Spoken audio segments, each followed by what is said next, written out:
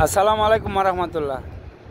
Saudi আরবে আসার ক্ষেত্রে যারা আসে আর এসে সৌদি আরবে এই সময়টাতে রিয়াদের বিমানবন্দরে নেমে যখন বের হই,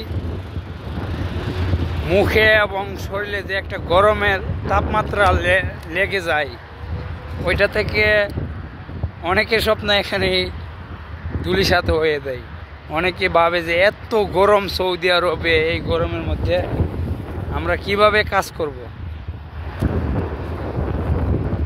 আসলে হঠাৎ করে আসলে এরকমটা হয়, তবে আস্তে আস্তে অভ্যস্ত হয়ে যায় এবং সৌদি আরবের আবহাওয়ার লগে আমাদের যে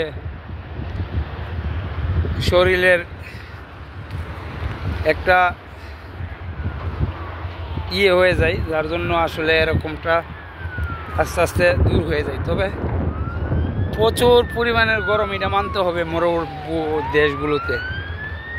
আমি যে দিক দিয়ে হাঁটতেছি এখন হচ্ছে প্রায় 45 ডিগ্রি সেলসিয়াস তাপমাত্রা।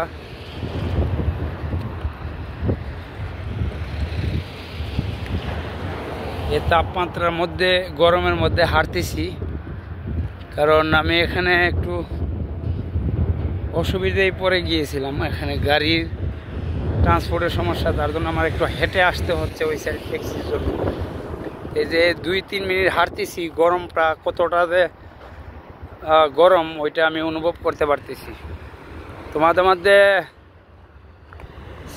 চিন্তা করি, ভাবি যে এই গরমের মধ্যে প্রবাসীরা কিভাবে কাজ করে। আসলে তাদেরও আল্লাহর রহমত রয়েছে এবং তারা কাজ করতে করতে অভ্যস্ত হয়ে গেছে। নিশ্চয়ই কাজগুলো অনেক কঠিন এবং অনেক কষ্টকর, তবে তারপরও এই যে আমি ওই মেইন রুটটা, হাই রুটটা দেখেন, এখান থেকে আমি হেঁটে আসছি। এখানে আমার গাড়ি আসতেছে, আমি ট্রান্সপোর্ট না পাওয়ার কারণে আমি আমাদের ওয়্যার হাউস থেকে হেঁটে আসছি, গাড়ি দিয়ে এসে এখানে নামছি। তো এতটুকু রাস্তা আমি হেঁটে আসছি, ইতিমধ্যে মানে কি বলবো আপনাদেরকে, অবস্থা খুবই ভয়াবহ। এমনি হাঁটতে পারি না, পায়ের সমস্যা। তারপরে এ রৌদ্রের মধ্যে তো এটাই চিন্তা করতেছি, মানুষ এই রৌদ্রের মধ্যে, মরুভূমির মধ্যে কিভাবে কাজ করে আর কিভাবে সম্ভব তাদের কাজ করা। নিশ্চয়ই আল্লাহ পাকের রহমত রয়েছে তাদের প্রতি, এবং কষ্ট তো বটেই, যার জন্য পরিবারের কথা চিন্তা করে বা ফ্যামিলির কথা চিন্তা করে এই কাজগুলো করতে হয়।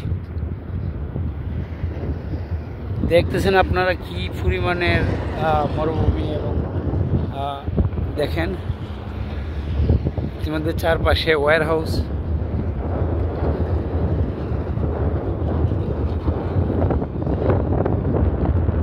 একেবারে মরুভূমি, যে দিক দিয়ে আমি হেঁটে যাচ্ছি।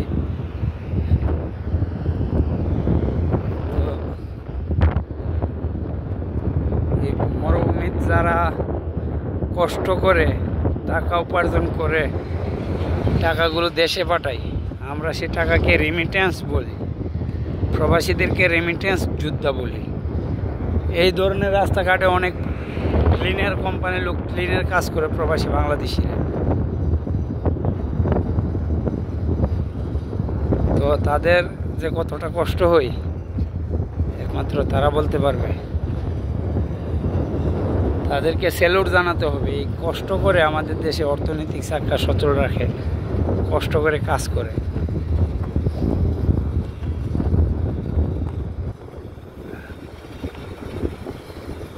এই হচ্ছে অবস্থা।